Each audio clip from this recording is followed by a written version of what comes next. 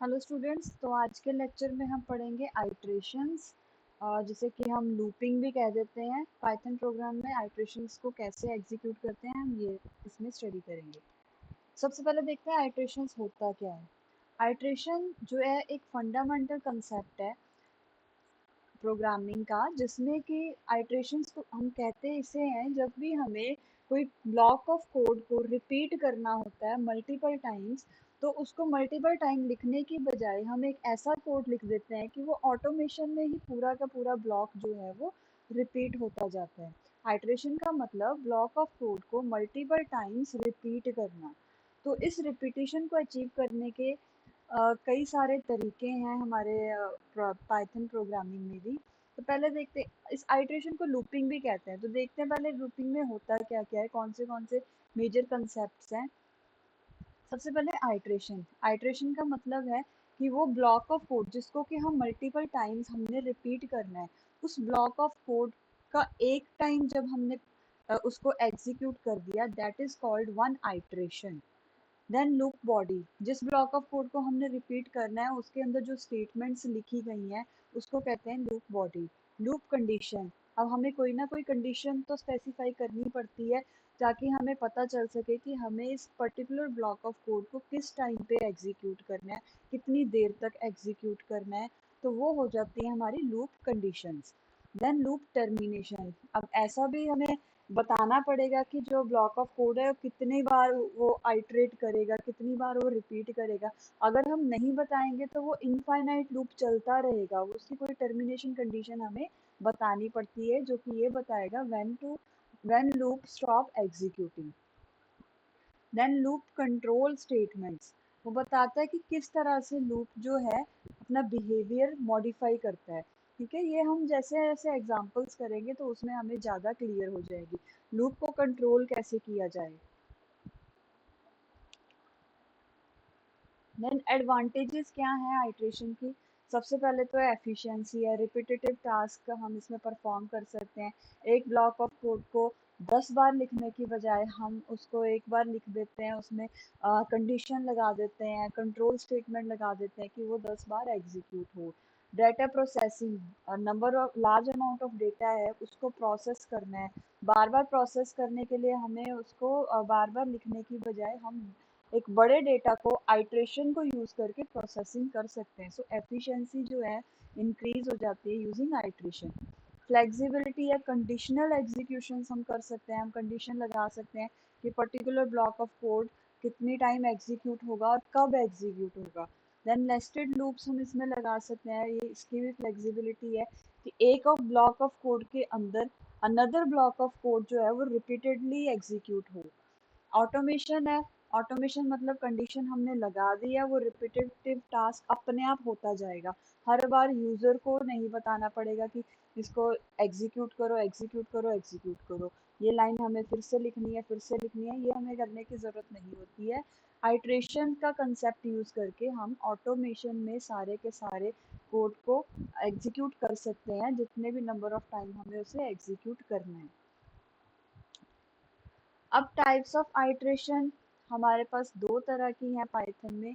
एक for loop को use करके हम आइट्रेशन अचीव कर सकते हैं और एक वाइल लूप को। एक एक करके देखते हैं इन्हें।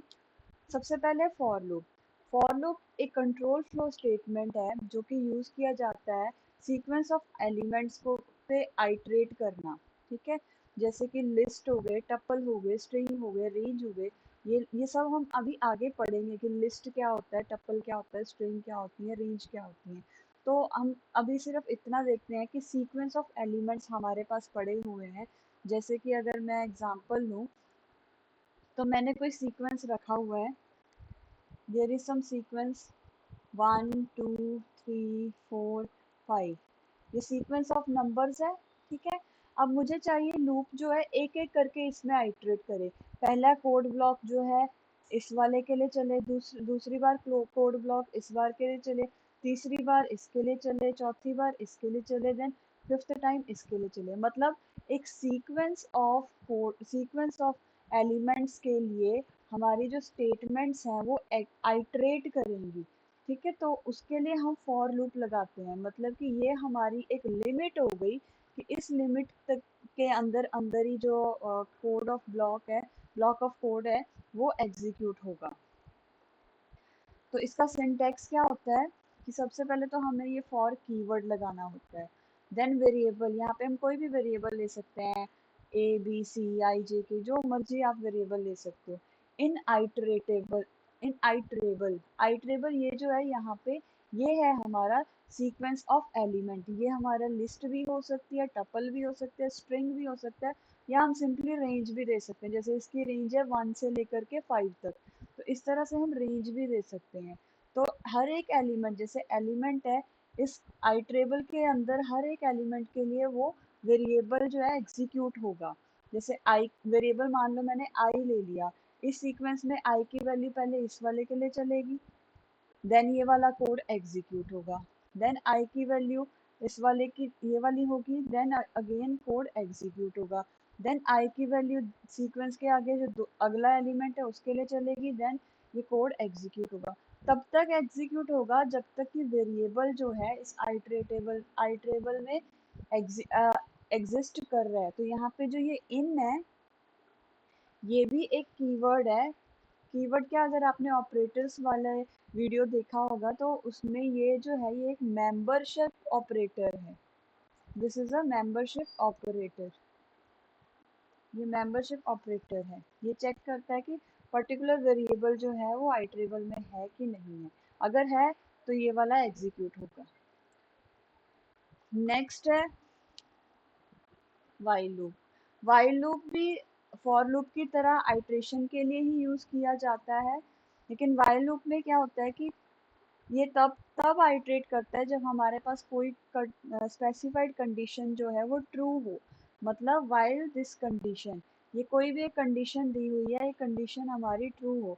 जैसे कि मैं कंडीशन दे दूँ, कोई एक वेरिएबल है आई, आई की वैल्यू हमेशा ग्रेटर देन 5 रखनी है मुझे इस कंडीशन, इस कोड को एग्जीक्यूट करने के लिए। तो अगर आई की वैल्यू 4 है तो ये एग्जीक्यूट होगा, आई की वैल्यू 3 है तो भी एग्जीक्यूट होगा, आई की वैल्यू जैसे ही 5 पहुंची तो ये एग्जीक्यूट नहीं होगा। तो मतलब आइट्रेशन को कंट्रोल करने के लिए ये कंडीशन यूज होती है, और जब तक ये कंडीशन चलेगी, ट्रू रहेगी, तब तक ये जो कोड है अंदर का ये एग्जीक्यूट होगा। तो इस तरह से हम आइट्रेशन अचीव कर रहे हैं यूजिंग वाइल लूप।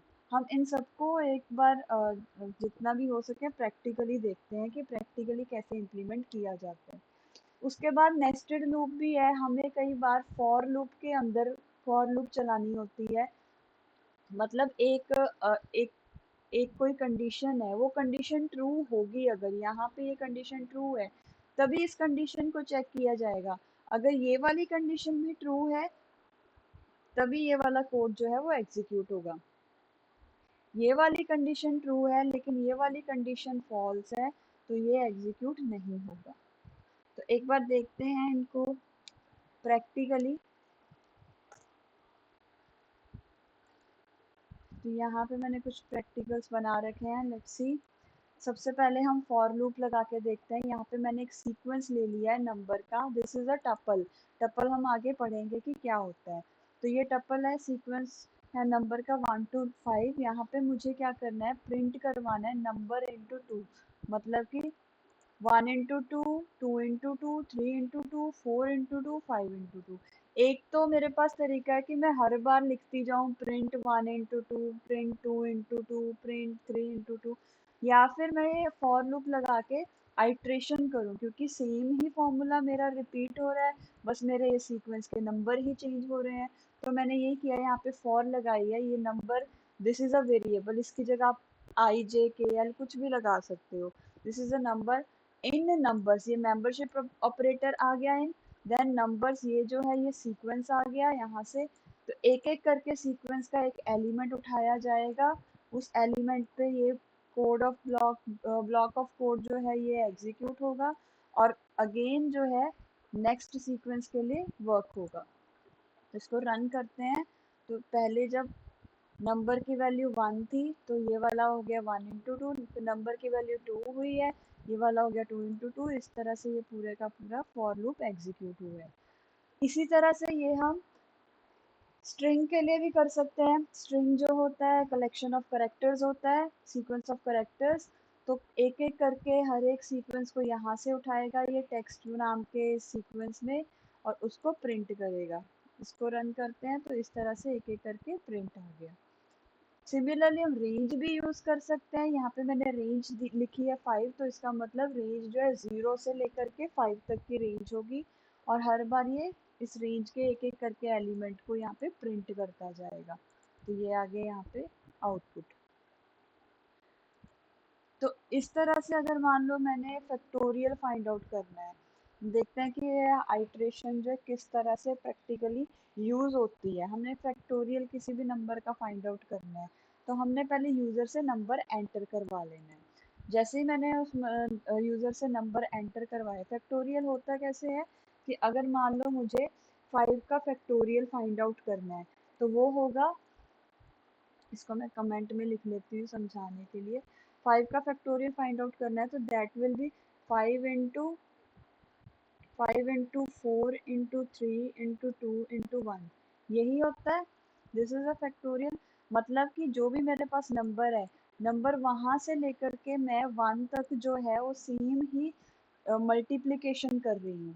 5 into 4, 4 के बाद जो भी रिजल्ट आया उसको 3 से मल्टीप्लाई किया, उसके बाद जो रिजल्ट आया उसको 2 से किया, उसके बाद जो रिजल्ट आया उसको 1 से किया। तो मैंने फैक्टोरियल की वैल्यू ले लिया 1।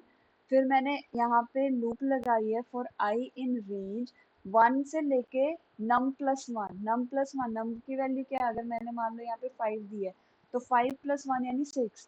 और जो रेंज फंक्शन है उसमें जो ये अपर लिमिट यहाँ पे जो लिखा जाएगा ये एक्सक्लूसिव होता है। मतलब अगर मैं यहाँ पे 6 लिख रही हूँ तो लूप जो है वो 1 से लेके 5 तक चलेगी, 6 के लिए एग्जीक्यूट नहीं होगा। इसीलिए मैंने यहाँ पे num+1 रखा है।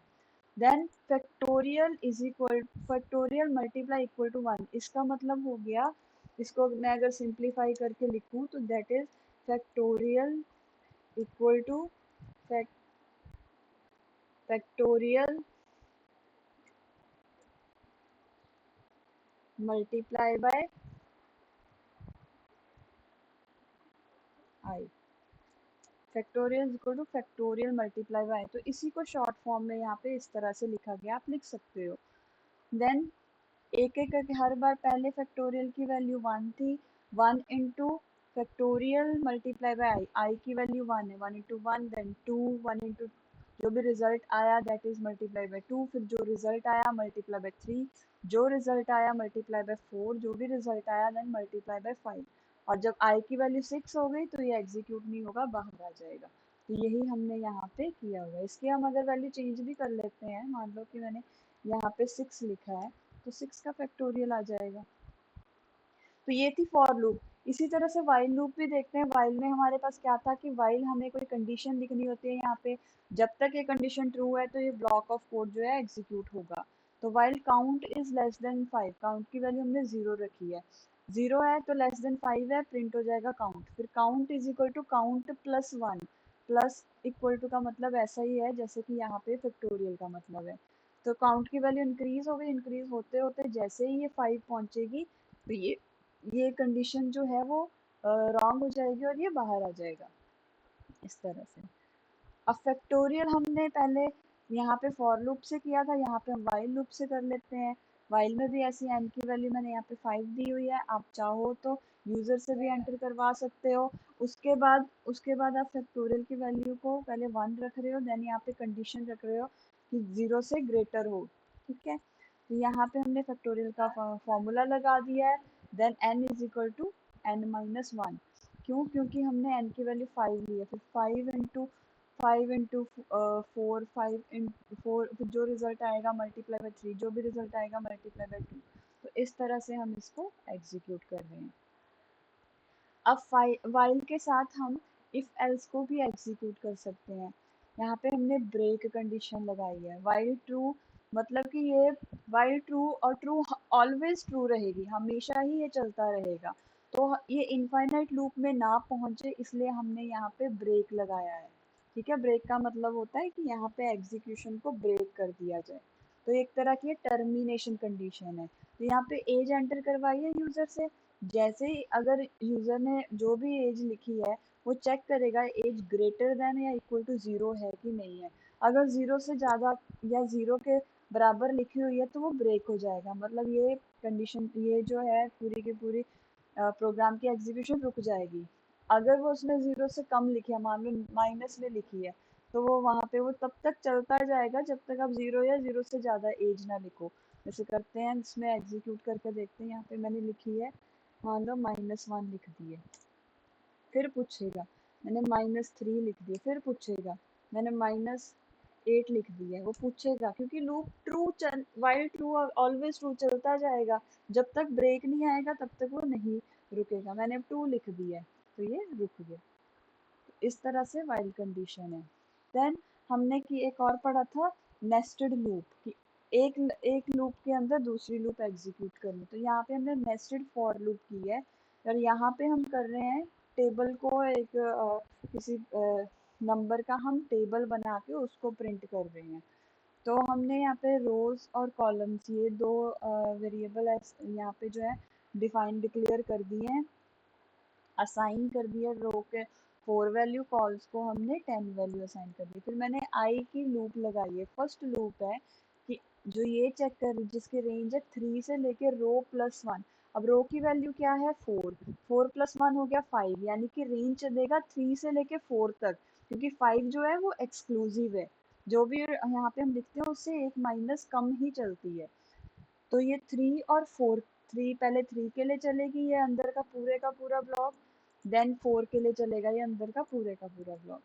तो पहले जब i की वैल्यू 3 थी, फिर अगली जो लूप चली उसने क्या किया, j की वैल्यू को 1 से लेके कॉल्स +1, अब कॉल की वैल्यू क्या है 10, 10 + 1 हो गया 11, तो 1 से लेके 10 तक ये चलेगी, 1 से 10 तक चलेगी। फिर ये product is equal to i into j, I की वैल्यू तो इसके अंदर थ्रू आउट अभी 3 ही रहेगी, तो 3 into 1, 3 into 2, 3 into 3, up to 3 into 10। तो इस तरह से हो गया, और यहाँ पे हमने फिर उसको प्रिंट करवा दिया। ये प्रिंट जो है वो न्यू लाइन के लिए किया है, इसका कुछ इतना मतलब नहीं है। देन आई की वैल्यू 4 हो गई, सिमिलरली 4 का टेबल यहाँ पे प्रिंट हो जाएगा। अब हम इसको अगर एग्जीक्यूट करें तो ये रहा इसका रिजल्ट। तो ये थे हमारे आइट्रेशंस। आइट्रेशंस में हमने फॉर लूप, वाइल लूप और नेस्टेड फॉर लूप के बारे में पढ़ा था। नेक्स्ट हम कोलेस 3n+1 सीक्वेंस करेंगे, उसमें भी हम लूप वगैरह को यूज करेंगे।